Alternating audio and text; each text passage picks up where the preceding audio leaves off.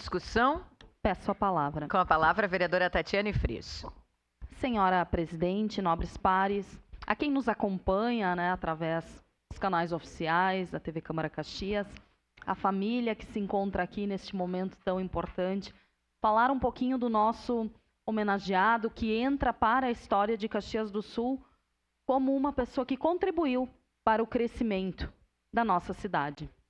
Itacir Antônio Zanesi, nascido em 12 de dezembro de 1938, nasceu em Caxias do Sul, filho de João Zanesi e Agnese Girardi. Era uma pessoa alegre, extrovertida, que trazia consigo sempre um sorriso fácil e levava bem-estar e alegria por onde quer que estivesse. Ele estudou até a 4ª série, que à época era o que oferecia a escola na comunidade de São José da Linha 30, onde morou.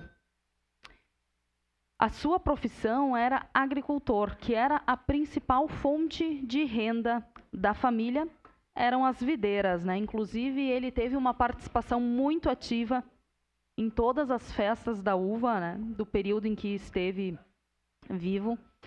Adorava jogar futebol, jogar bocha, era uma pessoa extremamente extrovertida. E no ano de 1957, ele conheceu Iria Venturim Zanesi, casou-se e dessa relação formou a sua família com 4 filhos, Neuci, Clademir, Gilberto e Adriane.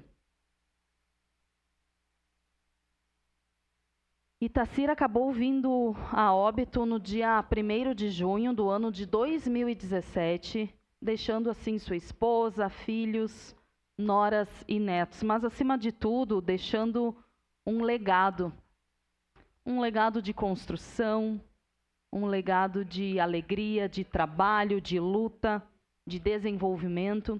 E é por esse legado que nós estamos aqui hoje, reconhecendo a importância do senhor Itacir e de toda a família e de tudo que ele construiu.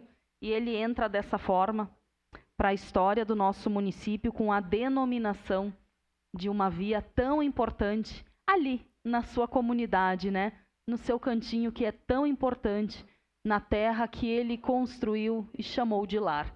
Então, por esse motivo, eu peço a todos os colegas vereadores que a gente aprove este projeto de lei, que certamente será sancionado em posterior pelo nosso prefeito municipal.